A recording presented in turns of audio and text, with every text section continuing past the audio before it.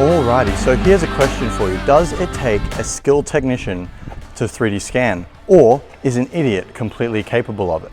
I have prepped this airplane as the supposed skilled technician, and now we will see whether I am faster than an idiot at scanning it. So, the equipment necessary to accomplish this test is pretty straightforward. For one, you need the ability to 3D scan. So, we've got the laptop and we've got the 3D scanner, check.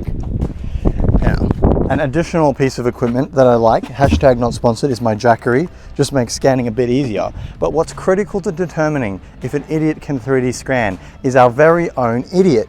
So, let me unpack him from the car. Here we go. We have ourselves the idiot we need to accomplish our test here. Now, let me introduce you to the idiot. Hello, idiot. What's your name? Idiot. And what are your average grades, idiot? Idiotness. And what do you want to accomplish in life? Being an idiot. As you can see, we have found a perfect specimen to conduct this test. I will be the technical expert, aka a more qualified idiot, but he is a total one. So, let's get going.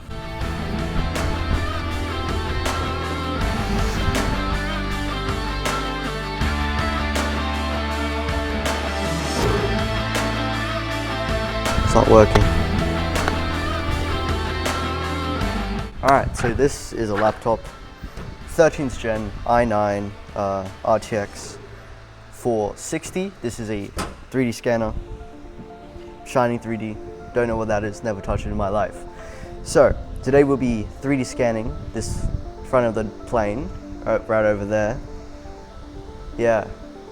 Anyway, so we have our idiot supposedly, and I've got about a year of experience using this scanner. And the goal today is to see whether experience results in better quality scans faster. So the goal is to 3D scan all the way from the tip of the spinner back to about here, which is just after the firewall.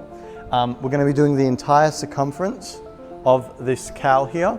And so it's going to be quite a large scan, quite a complex scan. And so it will be a really good indicator of whether skill is required or whether you can just grab this and freehand like no one's business. Boom, bam. He can now point this at the object. All his scan settings are correct, and he can begin work.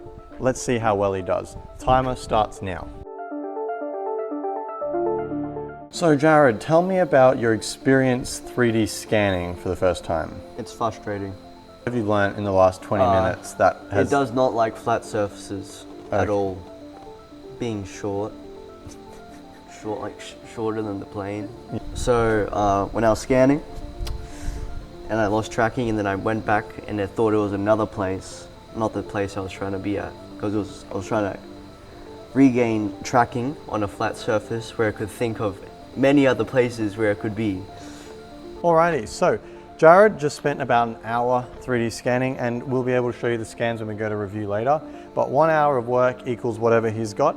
I'm going to now give it a shot. I'm going to try to accomplish the whole scan in about a third of the time, in my opinion, but we'll see how good I am at estimation, and then we will come back and we will go and review what we managed to achieve.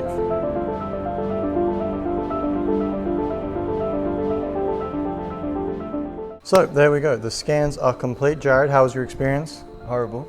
Okay, I'll be honest, mine was quite miserable as well. What was your time? 1 hour, I believe. My time was just over 40 minutes, and so the time doesn't seem too big. There's about 20 minutes difference between the scans. The question will be the quality of the scans, the artifacts, and how much of it we actually got done. So we're going to now go into virtual world, and we will review it from voiceover.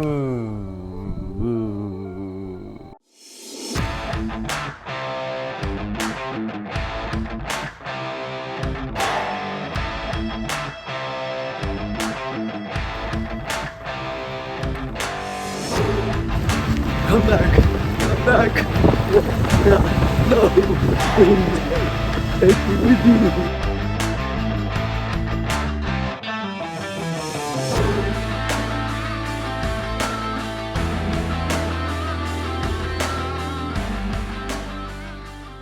Okay, so the first scan I'm going to review is actually my scan that I did, the tech scan, to kind of get a baseline of what is reasonable, and then I think we'll be able to have a better understanding of what we see when we get to Jared's, or the idiot scan.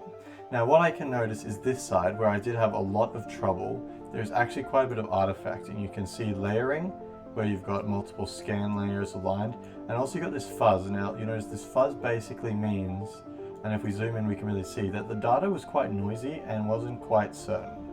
So we've got holes, we've got noisy data all through here, and so it's definitely one of those points where I think I've fallen short in collecting quality data on this side of the aircraft. If we go up here, we've also got that happening right here in the middle, where we've got holes and quite noisy data.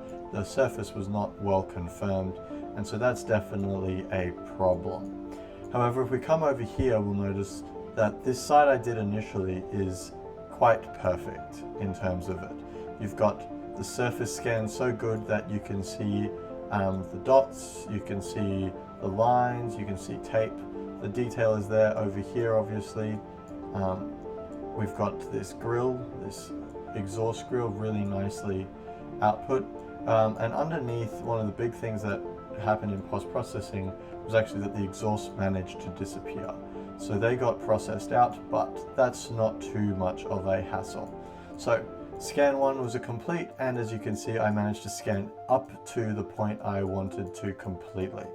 So this is my scan, and I believe other than this side here, it is pretty good and meets what I would expect a scan like this for about an hour's of work to result in. Now let's jump over to the idiot scan and see what the difference is. Alrighty, so now we're in the idiot scan. You can notice that he has much better quality up here. So he's got a much less noisy scan in this region, but there is actually a bit more of a general noise carried throughout this surface here. So you've got quite a bit of noise through there. You've got a gap that has occurred here due to scan meshing and overlaying. But other than that, he's also done a really good job of capturing the detail in the surface most of the way around.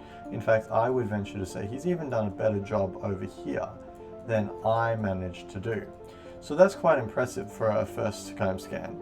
However, we can see that he has fallen short by the fact that he was not able to complete the scan. Now, we could have given him more time, but things were really getting, it was like he'd spent plenty of time on this already. And so I guess that is just kind of makes the point evident that due to my experience, I was able to complete the scan faster. Not necessarily better, I would say, though. Definitely faster.